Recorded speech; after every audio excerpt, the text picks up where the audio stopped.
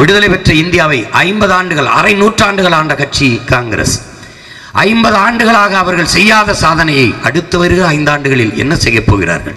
72,000 ஏழைகளுக்கு நாங்கள் வங்கியிலே காசு போடுகிறோம் என்கிறார் ராகுல் காந்தி. 72,000. எதனால் இவர்கள் ஏழைகளானார்கள்?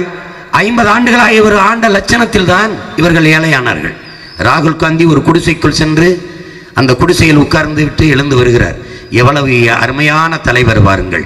ஒரு ஏழை குடிசைக்குள் போய் நுழைந்து விட்டு வருகிறார் என்கிறார். ஒரு நாள் குடிசைக்குள் 1 மணி நேரம் உட்கார்ந்திருந்து வந்தவரே பெரிய தலைவர் என்றால், பிறந்திலிருந்து அந்த குடிசையில் வாழ்கிற நாங்கள் எவ்வளவு பெரிய தலைவர்கள் என்பதை அறிவார்ந்த மக்கள் சிந்தித்துப்பார். ஐயா ஸ்டாலின் அவர்கள் புதிதாக ஒரு வாக்குறுதி, புதிதாக ஒரு செயல் திட்டம். 18 ஆண்டுகள் மத்திய அமைச்சரவையில் இருந்த கட்சி திமுக. அப்போது செய்யாததை இந்த மண்ணுக்கு, இந்த மக்களுக்கு என்ன செய்ய போகிறது? இவர்கள் செஞ்சது என்ன? மீத்தேன், ஈத்தேன், ஹைட்ரோ கார்பன் எடுக்கிற திட்டத்துக்கு கையெழுத்திட்டு வரவேற்றது யார்? இந்த பூமிக்கு கொண்டு வந்தது யார்? இவர்கள் தான். ராகுல் காந்தி அவர்கள் ஸ்டெல்லா மேரிஸ் கல்லூரியில் பேசும்போது சொல்கிறார்கள், நாங்கள் எல்லாம் மீத்தேன், ஈத்தேனுக்கு கையெழுத்து போட சொல்லவில்லை, அவர்களே போட்டுக்கொண்டார்கள் என்கிறார். இந்த நிலத்தை நஞ்சாக்குகிற நாசகார திட்டத்தை கொண்டு வந்தவர்கள் இவர்கள். இப்போது நாங்கள் தடுக்க போராடுவோம் என்கிறார்கள். நான் அப்பா செத்து விட்டார் என்று அழுகிறேன், கொலை செய்தவனும் கூட உட்கார்ந்து அழுதால் என்ன தர்மம் என்று அறிவார்ந்த மக்கள் சிந்திக்க வேண்டாமா? ஏன் சிந்திக்க வேண்டாமா? கச்சத்தீவை மீட்க போராடுவோம் என்கிறார். எத்தனை காலத்திற்கு போராடுவீர்கள்? எவ்வளவு காலத்திற்கு? கச்சத்தீவை கொடுக்கும் போது என்ன செய்து கொண்டிருந்தீர்கள்? கல்வியை மாநில பட்டியலுக்கு கொண்டு வருவோம் என்கிறார்கள். கொண்டு போன போது என்ன பண்ணீர்கள்? எது ஒன்றையுமே செய்யாது விட்டுவிட்டு இப்போது நாங்கள் செய்வோம், நாங்கள் வந்தால் செய்வோம், நாங்கள் வந்தால் செய்வோம், வந்தால் விவசாய கடனை ரத்துபடி செய்வோம், தள்ளுபடி செய்வோம் என்கிறார்கள். விவசாயி கடனாளியானது யாரால்? யாருடைய ஆட்சி? யாரால்? கல்வி கடனை தள்ளுபடி செய்வோம் என்கிறார்கள். கடன் வாங்கி என்னை கல்வி கற்கிற நிலைமைக்கு தள்ளியது யார்? கல்வி என்பது மானுட உரிமை, அதை கொடுக்க வேண்டியது அரசின் கடமை, அதை கொடுக்க மறுப்பது மாபெரும் கொடுமை.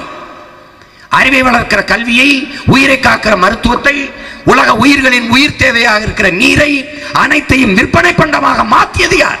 எல்லாம் தனியாருக்கு தனியாருக்கு என்று தாரை வார்த்து கொடுத்தவர்கள் யார்? இவர்கள் தான், இந்த ஆட்சியாளர்கள் தான். எல்லாம் தனியார்மயம், தாராளமயம், உலகமயம் என்று நாட்டை ஒரு சந்தையாக மாற்றியது யார்? என் அன்பிற்குரிய மக்களே, அறிவை வளர்க்கிற கல்வி ஒரு தேசத்தின் குடிகளுக்கு எல்லோருக்கும் சரியாக, சமமாக, தரமாக, பொதுமையாக இருந்திருக்க வேண்டும். இந்த நாட்டில் பிறந்ததை தவிர நாம் செய்த பிழை என்ன? ஒரு சின்ன நாடு சிங்கப்பூர் தன் தேசத்தின் குடிகளுக்கு தரமான கல்வியை, தரமான மருத்துவத்தை இலவசமாக கொடுக்கிறது. அதைவிட சின்ன நாடு கியூபா தரமான கல்வியை, தரமான மருத்துவத்தை தன்னகத்தை வைத்துக் கொண்டு தேசத்தின் குடிகளுக்கு பொதுமையாக கொடுக்கிறது. இதையெல்லாம் தனியார் முதலாளிகளுக்கு தாரை வார்த்து கொடுத்தவர்கள் இவர்கள்.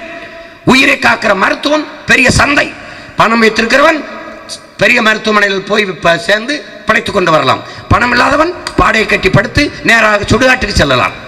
எந்த மாதிரி அணுகுமுறை? எந்த மாதிரி அணுகுமுறை?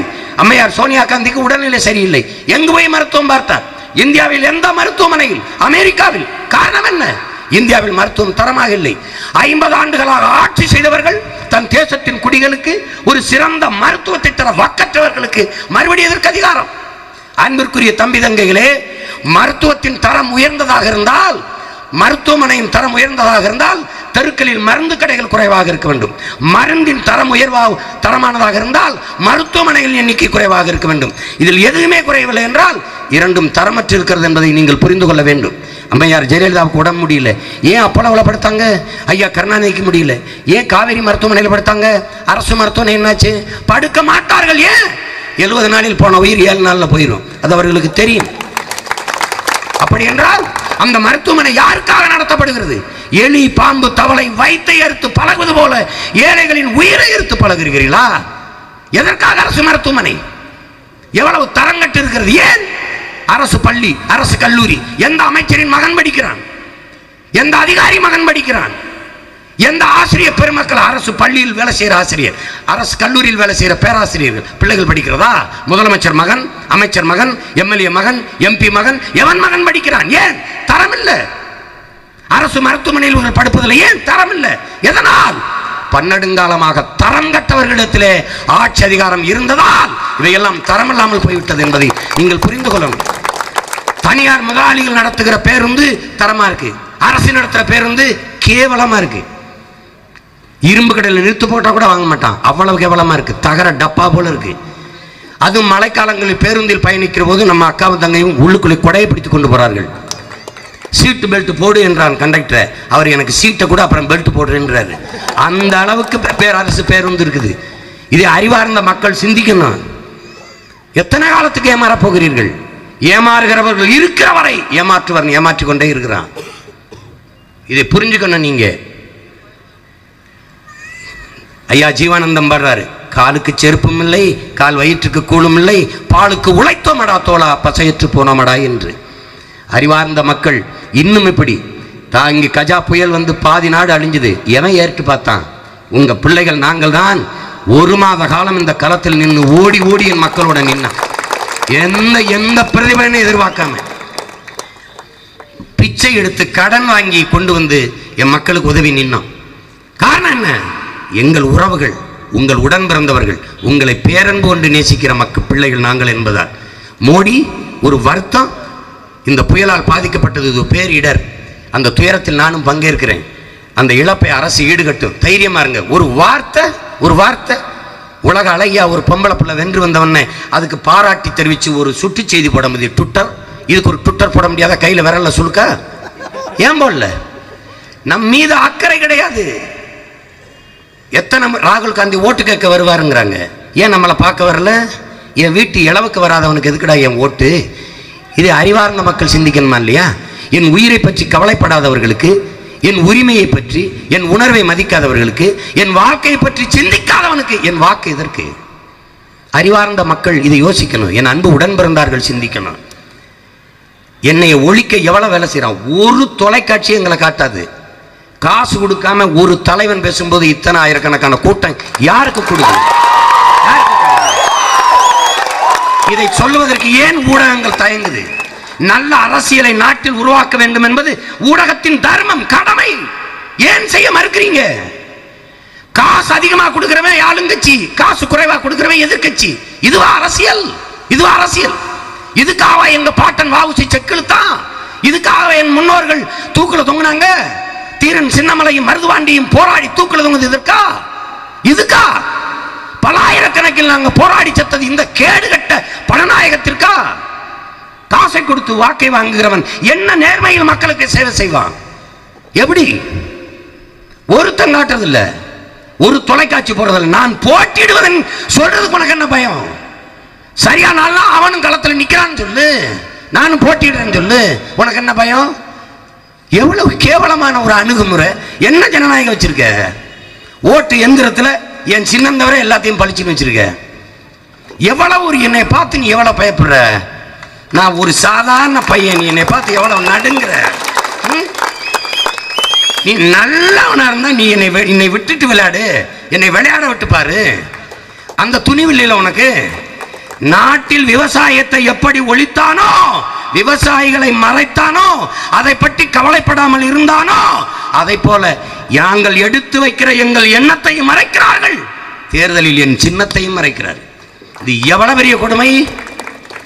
போன தடவை 2 மெழுகுவர்த்தி கொடுத்தாங்க, சுத்தி நுரைய போட்டு கண்ணுக்கு தெரியாம வச்சு விட்டாங்க. போனவங்க எங்கப்பா சின்னத்தை கண்ணம், அங்கதானமா இருந்தது அப்படின்னு. இந்த தடவை நீங்க பாருங்க, அறிவார்ந்த என் சொந்தங்கள், கண்ணீர் வருது. கத்தி கத்தி தொண்டை வெடிக்க, நஞ்சு வெளிக்க, ஊர் ஊரா தூக்கம் இல்லாம ஓடி கத்தி, கடைசியா இப்படியாடா தோக்கடிக்க நினைக்கிறது? நல்ல ஆத்தாளுக்கு அப்பனுக்கு மறந்தா நின்று விளையாண்டு பார்க்கணும்டா.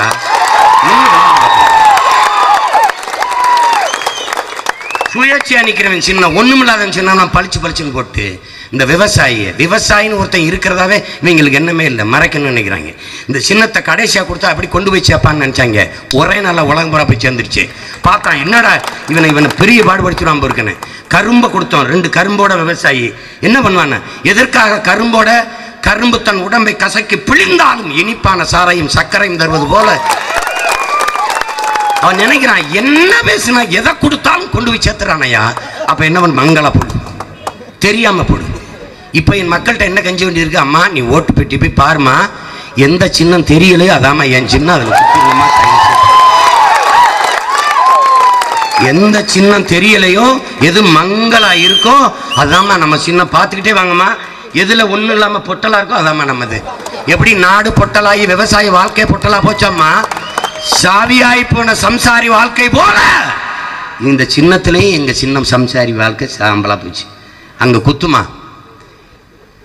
காலமாட சின்னம்மா கேட்டேன், உங்கள் பிள்ளை உயிரோடு இருக்கிறதையும் தர முடியாதுன்ட்டாங்க, ஆனால் விவசாய சின்னம்மா கொடுத்தாங்க. அதுக்கு என்ன அர்த்தம்? விவசாயி உயிரோடு இல்லைன்னு அர்த்தம். ஆனால் எனக்கு ஏன் கொடுத்தாங்க? சீமா உயிரை கொடுத்தாவது விவசாயியை காப்பாற்றிடுவான்னு கொடுத்தாங்க. உழவர் கொடி வாழாது, உலகம் வாழாது, உலகம் வாழாது. ஒரு தேசத்தில் ஒரு விவசாயி வாழ்கிறான் என்றால் அந்த நாடு வாழுது, வளருது. ஒரு தேசத்தில் விவசாயி வாழ முடியாமல் சாகிறான் என்றால் அந்த நாடு நாடு இல்லை, சுடுகாடு. இன்னைக்கு என் விவசாயி சாகிறான், உனக்கு செய்தி. நாளைக்கு நீங்க எல்லாம் சோறு இல்லாம சாக போறீங்கிறதுக்கு எச்சரிக்கை மணி, அபாய அறிவிப்பு. விவசாயத்தை கைவிட்ட எல்லா நாடுகளும் பிச்சை எடுக்குது. என் நாட்டுக்கு அந்த நிலைமை வரக்கூடாதுன்னு நாங்கள் நினைக்கிறோம். ஒரு எத்தியோப்பியா போல, ஒரு சோமாலியா போல, ஒரு நைஜீரியா போல, ஒரு வெனிசுலா போல எங்கள் தாய் நிலம் வந்து விடக்கூடாதுன்னு நினைக்கிறோம். தமிழ்நாடு அறிவிக்குது 24 மாவட்டம் வறட்சி மாவட்டம்ட்டு. நீரற்ற நகரமாக எங்கள் தாய் நிலம் மாறிக்கொண்டிருக்குது, பாலைவனமாக மாறிக்கொண்டிருக்கிறது. பாலைவனத்தில் மனிதர்கள் மட்டுமல்ல, எந்த உயிரினமும் வாழ முடியாது. அந்த நிலைக்கு என் தாய் நிலம் தமிழகம் போய்விடக்கூடாதுன்னு உங்கள் பிள்ளைகள் துடிக்கிறோம். தமிழ்நாட்டில் இருந்து நீ போய் என்ன பண்ணுவேன்னு 40 சீட்டு எங்களை வெளில வச்சு அனுப்புங்க. இந்திய நாடு என்ன பாடுபடுதுன்னு மட்டும் பாருங்க. நாங்கள் ஆள் மாற்றம், ஆட்சி மாற்றத்துக்கு வந்த பிள்ளைகள் அல்ல, அடிப்படை அமைப்பு அரசியல் மாற்றத்துக்கு வந்த புரட்சிவாதிகள். கட்டிய கட்டடத்துக்கு வெள்ளை அடிக்க வந்த சீர்திருத்தவாதிகள் அல்ல, கட்டடத்தை இடித்து தகர்த்து விட்டு புதிய கட்டடம் கட்ட வந்த புரட்சியாளர்கள். எல்லாத்தையும் மாற்றணும்னு நினைக்கிறோம். என் அன்பிற்குரிய சொந்தங்கள் அதை புரிந்து கொள்ளணும். எளிய மக்களின் பிள்ளைகள் நாங்கள், உங்களிடமிருந்து உங்களுக்காக வந்தவர்கள். நாங்கள் பரம்பரையாக அரசியல் செய்த வாரிசுகள் அல்ல. கருணாநிதி, அவருக்கு பிறகு அவர் மகன், அவர் மகள், அவர் மகன், அவர் பேரன், அப்படி இல்லை. எங்கள் ஆத்தாள் அப்பனை நாங்கள் அடையாளம் காட்டினது உங்களுக்கு தெரியும். பராரி கூட்டம், பஞ்ச பராரிகளின் வாரிசுகள் நாங்கள், எளிய மக்கள். எங்களுக்குத்தான் உங்கள் வலியும் வேதனையும் தெரியும், அவனுக்கு தெரியாது. அவன் மேலே இருந்து கீழே பார்க்குறான், நாங்கள் கீழே இருந்து மேலே பார்க்குறோம். ரெண்டுக்கு நிறைய வித்தியாசம் இருக்குது. எனவே என் அன்பிற்குரிய மக்கள், இந்த தேர்தலை ஒரு மாறுதலாக பாருங்கள், ஒரு புரட்சிகர அரசியலின் தொடக்கமாக பாருங்கள். ஏன் நீங்கள் எங்களுக்கு வாக்கு போட்டு வெள்ள வைக்கக்கூடாது?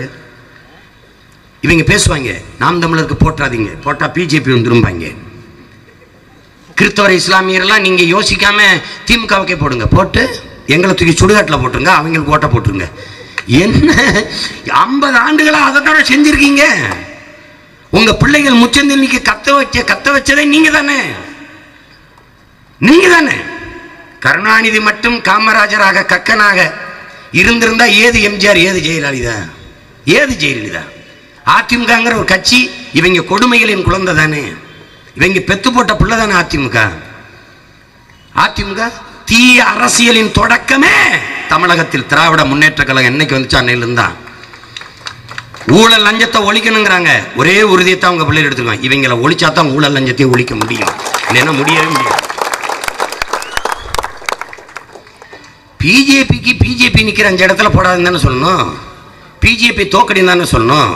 சீமானுக்கு நாம் தமிழருக்கும் போட்டாத, போட்டால் பிஜேபி வந்துடும்னா எப்படி? உன் வீட்டில் சுவிட்சை போட்டால் என் வீட்டில் போட்டா விளக்குறீங்க, அயோக்கிய பிள்ளைல எப்படி விளக்குறீங்க? என்ன மாதிரி அணுகுமுறை? பயந்து நடுங்கிறது. பார்த்து படிக்கும்போதே 10 வார்த்தை தப்பாக இருக்குது. இதில் என்ன, நீங்கள் இதில் என்ன இருக்குது? ஆக போடாமல் ஸ்டாலின் ஒரு வார்த்தை பேச சொல்லு, ஆக ஆக. என்ன நீ என்னது? 5 மணி நேரம் 6 மணி நேரம் எழுதி வச்சு படிக்காம மக்களின் பிரச்சனையை நான் பேசுறேன். நீ 10 நிமிஷம் பேசிட்டு இறங்கிருங்க பார்ப்போம். 10 நிமிஷம் என்னது? நாட்டு பண்ணுக்கு நாட்டுப்புற பாட்டுங்கிறீங்க, கொடுமையா இருக்கு. எதையாவது ஒண்ணு சொல்லுங்க. நீங்க முக ஸ்டாலின் கிடையாது, ஆகா ஸ்டாலின். நீங்க ஆக ஆக என்ன ஒரு கூட்டணி வச்சு எல்லாம் பாரதிய ஜனதா முத இங்க கூட்டி வந்தவன் யாரு? நீங்க தானே. கதவை திறந்து உள்ள விட்டவன் யாரு? எந்த அயோக்கிய பைய? நீங்க தானே, நீங்க தானே. அவன் கொண்டு வந்தான்ல 10 விழுக்காடு பொருளாதார அடிப்படையில் இடஒதுக்கீடு. ஏன் எதிர்க்கல? எதிர்த்து பேசின கனிமொழி ஏன் எதிர்த்து ஓட்டு போடல? மறைமுக ஆதரவு.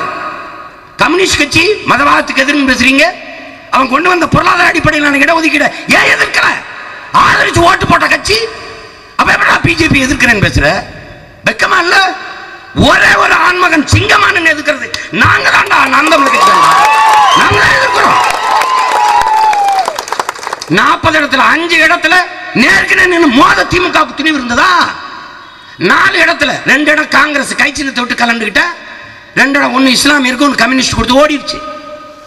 ஒரே ஒரு இடம் வழி இல்லாம தூத்துக்குள்ள மட்டும் மோதுது, ஒரே ஒரு இடம். ஆனா 5 இடத்துல நேருக்கு நேர் நின்று மோதுற ஒரே கட்சி நாம் தமிழர் கட்சி தான், பிஜேபியோட. சும்மா பேசுறது, நாங்கள் வந்து படுத்துக்கிறேன் புலி வருது எல்லாரும் என் மேலே ஏறி படுங்கிற மாதிரி, பிஜேபி வருது எல்லாரும் என் மேலே ஏறி படுங்கன்னா என்ன அர்த்தது? சுத்த பைத்தியகாரத்தனம்.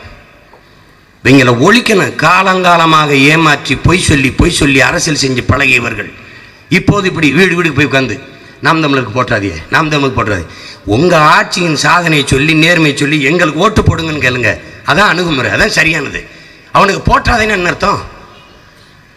என் அன்பிற்குரிய மக்கள், என் அன்பு தம்பி தங்கிகள், வாக்கு செலுத்த போகிற போது கடைசி நம்பிக்கையாக நாம் நம்பினது நீதிமன்றம், அதுவும் கைவிட்டுது.